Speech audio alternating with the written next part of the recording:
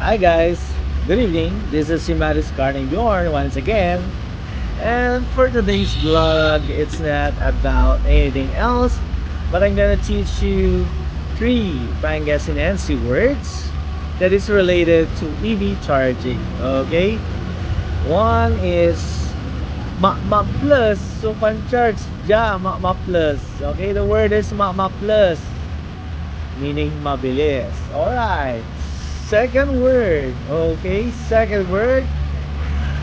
Mabaybayag sumalasi. Mabaybayag suman-charge. Okay, third word. It's synonymous to the first word. Maganggano. Maganggano labat dya suman-charge. Tani? Fast charger. Maganggano. Okay? So please like, follow, and subscribe, and follow for more Pangasinense words. Diyan bilay, dapat madiskarte ka.